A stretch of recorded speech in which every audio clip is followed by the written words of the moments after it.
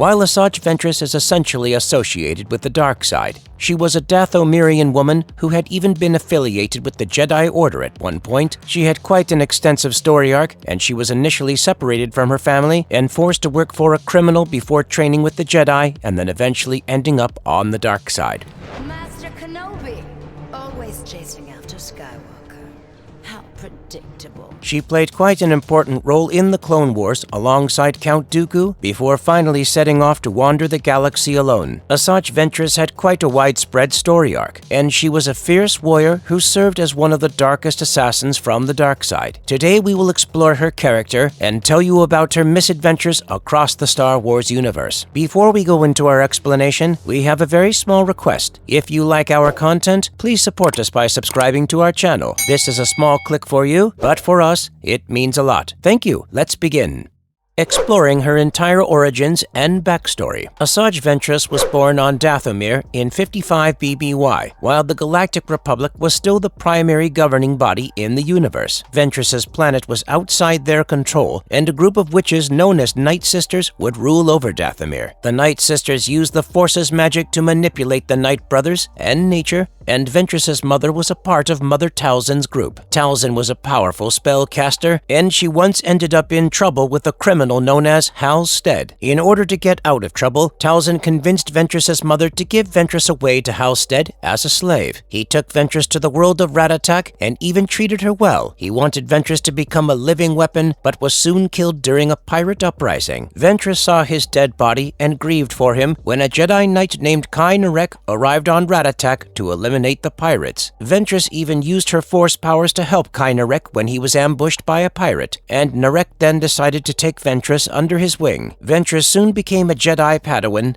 and she was unaware of the fact that it was Narek who had actually killed Hal Stead. Ventress trained with Narek for a period of 21 years, and she mastered the use of lightsabers as well as the Force. However, Narek was eventually killed during an attack by Weequay pirates, and Ventress then picked up Narek's lightsaber and killed his murderers. She ultimately turned to the dark side after losing all her masters and started killing all the pirates and warlords on Ratatak. She eventually took over the planet and went after Osika Kursk after she learned that Kursk had ordered someone to kill Narek. However, she failed to kill him and was forced to work as a gladiator for him. During this time, she caught the eye of Count Dooku, who was currently working for Darth Sidious. Dooku eventually wanted to overthrow Sidious and take his position, and he recruited Ventress to work alongside him. She did blame the Jedi for leaving Narek on Ratatak, and Dooku then convinced Ventress to join him by killing Kursk for her. Ventress was also given a pair of curved lightsabers that were initially assigned to his older disciples, and she soon pledged herself to Dooku. He also taught her to use her new lightsabers and also made her a commander in the Confederacy of Independent Systems. Ventress performed numerous tasks for Dooku, ranging from finding his sister to fighting for the Confederacy during the Clone Wars. She even killed Jedi Master Thulm during one of these battles and gained quite a reputation as one of the most fearsome warriors at the time. She often clashed with Obi-Wan and Anakin Skywalker and soon became a wanted criminal in the eyes of the Galactic Senate and the Jedi Order. Eventually, Count Dooku wanted to convince Jabba the Hutt to side with the Separatists, and Ventress then played a massive role in their plan to kidnap Jabba's son, Rada, and then frame the Jedi Order for the same.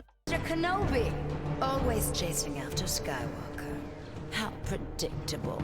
She appeared in Star Wars, The Clone Wars movie, 2008. Asajj Ventress played a short role in the Clone Wars movie that was released in 2008, wherein Nika Futterman voiced her character. The Clone Wars was the first fully animated movie in the franchise, and it covered the events that took place after the events of Episode 2, Attack of the Clone. The film covered the start of the Clone Wars, wherein Count Dooku had joined the hands with Zyro to blame the Jedi for kidnapping Jabba the Hutt's son, and thereby causing Jabba to turn against the Galactic Republic and the Jedi. Count Dooku's master, Darth Sidious, wanted Jabba to side with the Separatists, and their plan was in full force after Dooku managed to kidnap Jabba the Hutt's son, Rada. Yoda informs the Jedi that Rada had been abducted, and Anakin and Ashka then go on a mission to find him, while Jabba agrees to side with the Separatists if they return his son safely. Meanwhile, Obi-Wan traveled to Tatooine to talk to Jabba and convince him to form a treaty between the Hutts and the Republic. While Anakin and Ashka tracked Rada down to the planet of Teth, they were cornered by Asajj Ventress Ventress, who was serving under Count Dooku at the time. Ventress had an army of Separatist forces to help her tackle Anakin and Ashka, and the two Jedi eventually escaped in a hijacked vehicle. Anakin even told Obi-Wan about Asajj Ventress and everything that is going down on Teth, and Obi-Wan then traveled to this planet to challenge Ventress to a lightsaber duel. In this fight, Ventress was defeated by Obi-Wan, but she somehow managed to escape before he could capture her. Keep playing with your droids. I'll handle breaking into the DNA room. Asajj Ventress had a crucial role in the Clone Wars animated series. Following the events of the Clone Wars movie, the Clone Wars animated series continued with the storyline, and Ventress appeared as a lead character across all 5 seasons. In the show's first season, Dooku learned that the Republic wanted to ally with the Toydarian people and decided to get ahead of them and convince the King of Toydaria to join the Separatists instead. Dooku even learned that the Toydarian king was secretly negotiating with Jedi Grand Master Yoda on the moon of Rugosa. He sent Ventress and a huge military troop to convince them to side with the Separatists. However, the Confederate warships ambushed Yoda's entourage, and he then decided to leave in an escape pod. Ventress then tries to convince Katunko, aka the Toydarian king, that Yoda's escape only shows that the Jedi were inferior, and she further attempts to persuade him to side with them. However, Yoda soon contacted Katunko from an escape pod. The Toydarian king finally told the Ventress that he would side with her only if her forces could capture Yoda before nightfall. Ventress went to great lengths to deploy B-1 battle droids,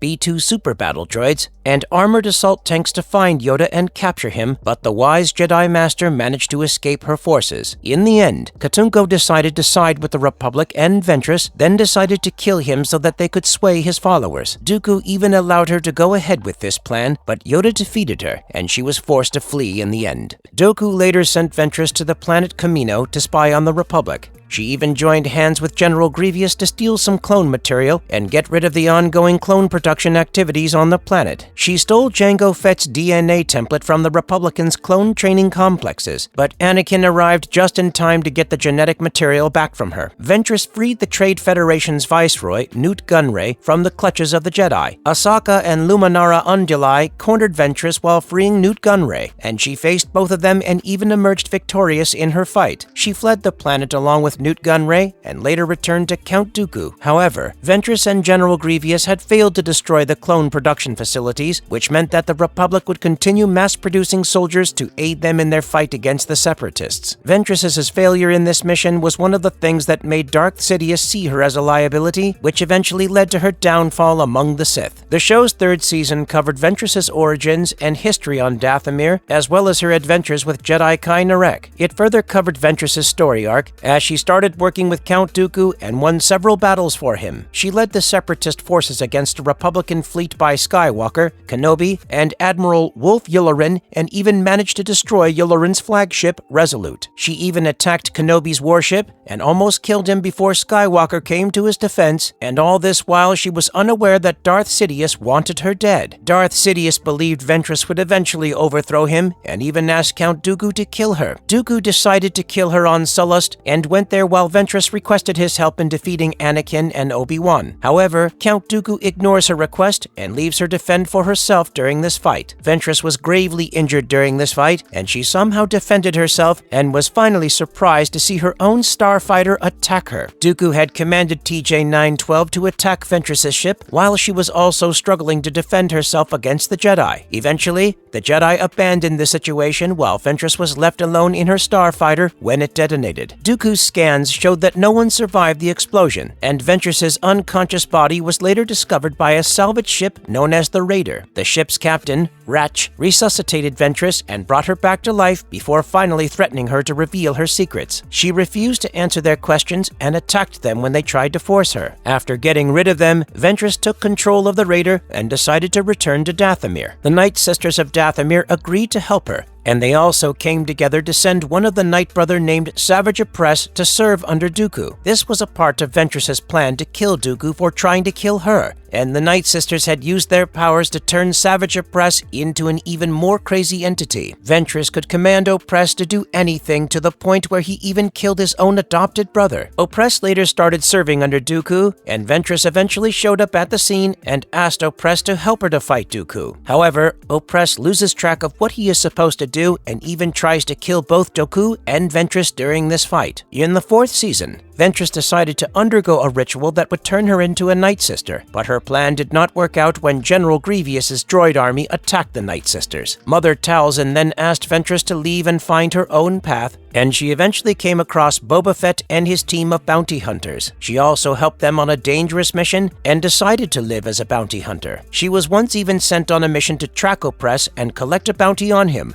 and she traveled to Raydonia to do the same. She ended up on Obi-Wan's spaceship when Savage Opress and Darth Maul tried to kill Obi-Wan. To Obi-Wan's surprise, Ventress teamed up with him to fight Opress and Darth Maul, but they eventually managed to escape. In the show's 5th season, Ventress once again helped the Jedi when someone tried to destroy the Jedi Temple. At the time, Ahsoka Tano was being framed for his crime, and Ventress then agreed to help her to clear her name in exchange for being cleared of her crimes. She even teamed up with the Anakin Skywalker to get to the bottom of this, and they worked together and discovered that Barriss Offee tried to destroy the temple and then frame Ahsoka for it. What happened to her after the events of the Clone Wars? Ventress's story arc is continued in the Book of Dark Disciple, which picks up after the events of Clone Wars, wherein she helped Ahsoka Tano prove her innocence. Ventress decided to live life as a bounty hunter and got her hands on a new yellow lightsaber. She even became a well-known bounty hunter and was once tasked with capturing a Volpi named Maregi. During this mission, Ventress ran into Quinlan Vos, a Jedi hunter disguised as a bounty hunter. Vos was given the responsibility of killing Count Dooku, and the Jedi Council asked him to go undercover and side with Ventress first. He had hoped that the Ventress would bring him closer to Dooku, and Vos even helped her in her mission to capture Maregi. The two of them decided to work together, and eventually even developed feelings for one another. Over time, Vos revealed his true intentions and confessed that he was a Jedi on a mission to kill Dooku. However, Ventress had already guessed this due to Vos's powers and skills, and she even suggested that he should train with the dark side of the Force to gain more powers. The two of them traveled to Dathomir, where Ventress finally told Vos about her past and her life. Vos even told her that he had lost his master Thom, and Ventress soon realized that she was the one who had killed Thom. However, she lied to Vos and framed Dooku for that murder, and further encouraged Vos to continue with his training. She would ask him to channel his hatred into power,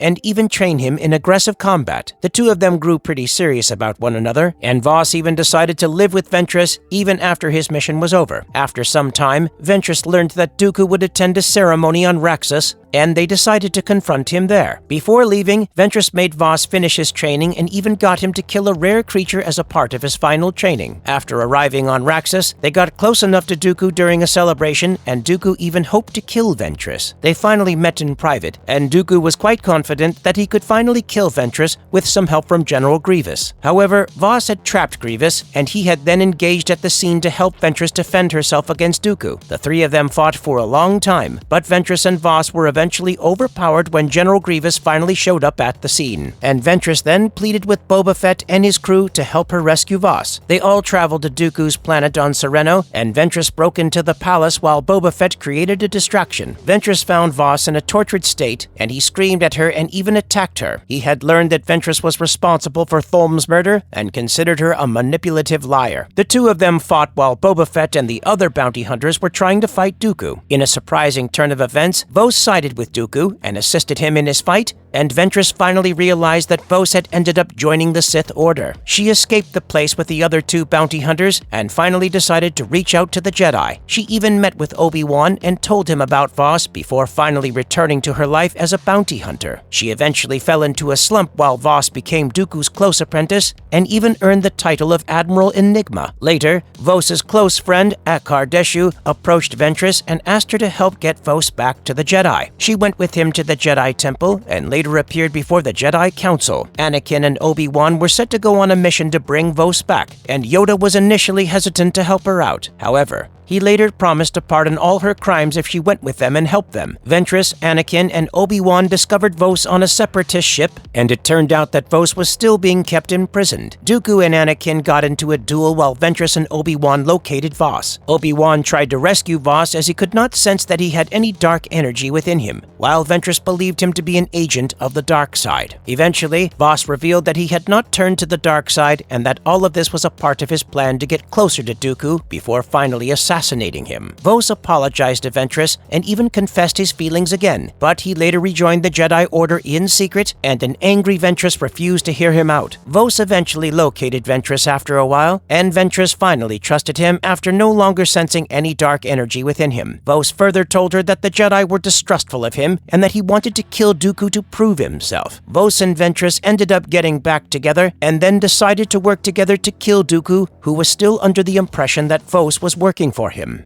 Exploring the death of Asajj Ventress, Ventress and Voss then decided to meet with the Jedi Council once again to share their plans to assassinate Count Dooku, and they were initially met with some hesitance. Eventually, they agreed to this plan, and Obi-Wan even provided them with a lot of data about the Separatists' base. Ventress's past knowledge about the workings of the Separatists also proved to be helpful, and they finally traced Dooku's location to the planet of Christophsis. They set out on their journey, and Ventress even suspected that the Separatists' forces might be tailing them. However, Voss was not too concerned about this, and he planned to pretend to save Count Dooku and finally come close to Darth Sidious. He had ambitiously hoped to get rid of both the Sith Lords at once, but this plan did not work when they finally confronted Dooku on Christophsis. Dooku finally contacted Sidious and asked him to provide him with the safe passage out of there, and he finally realized that Voss might not be on his side after all. Dooku then attacked Voss with a deadly blast of Force lightning, and Ventress rushed in front of Voss to save him from the attack by sacrificing herself instead. After seeing that Ventress died protecting him, Voss was overwhelmed and finally managed to defeat Dooku. However, Ventress's sacrifice further taught Voss that he should not kill Dooku, which would eventually turn him to the dark side. He stood there while Ventress died in his arms, and Obi-Wan finally helped Vaughn to take her body back to Dathomir, where she was buried alongside her sisters in the village's waters.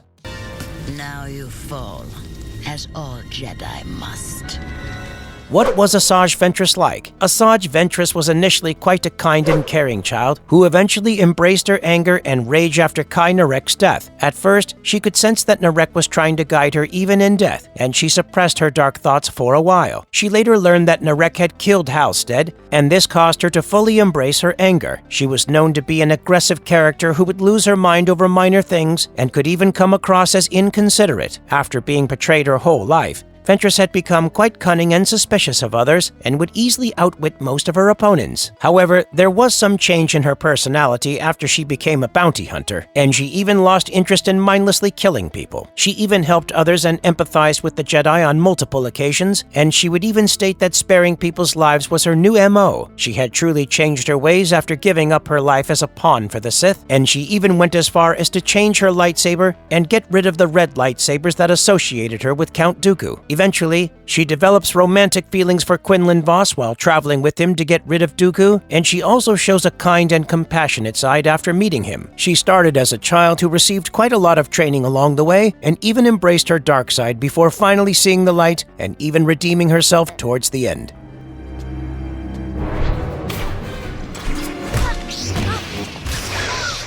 What made Asajj Ventress so powerful? Asajj Ventress was skilled in the technique of Jar Kai, which helped her to wield her lightsabers quite effectively. She was also known for wielding 2 red lightsabers while working under Count Dooku, and she also picked up several other skills under his guidance. She was even considered someone who could not just be defeated by one Jedi alone, and she often faced Obi-Wan and Anakin at once, and even managed to defeat them in some instances. She once disarmed Obi-Wan, and on one occasion, she used her lightsaber even when her hands were tied behind her back. Ventress could use the Force to detect the course of action of her opponents, and she also showed a lot of expertise in unarmed combat. She initially used a green lightsaber while working under Kai Narek, and she later switched to 2 lightsabers when working with Count Dooku. She had once even used a Jedi lightsaber with a blue blade, and finally started using a new personal lightsaber with a yellow blade. Obi-Wan also believed she had more willpower than most Jedi Knights, and Ventress's powers were so polished that even Dark Sidious viewed her as a threat to him. She often used Force-enhanced jumps while dueling with someone, and she also had the ability to Force choke her opponents. Ventress also had the ability to perform telekinesis, and she had once even used this ability to alleviate Skywalker and Obi-Wan by using her telekinetic powers.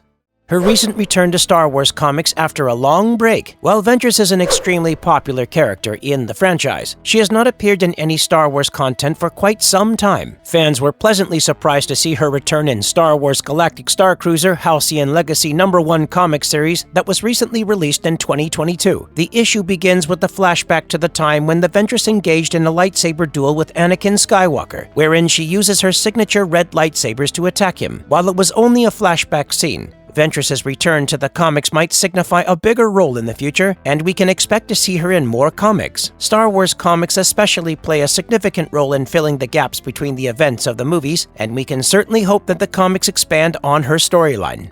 Conclusion. To sum it up, Asajj Ventress had quite a widespread presence in the Star Wars universe, and her character had been on one hell of a journey right from her childhood. She had lived many lives at once, ranging from her time under Halstead to her time with Count Dooku during the Clone Wars. In the end, Ventress saw the light and even helped a Jedi Master to end the war, and she indeed left behind quite a legacy in the franchise. And if you liked our content, don't forget to leave a like and subscribe to us if you haven't already. Have a good one, and be safe. Thanks, everyone.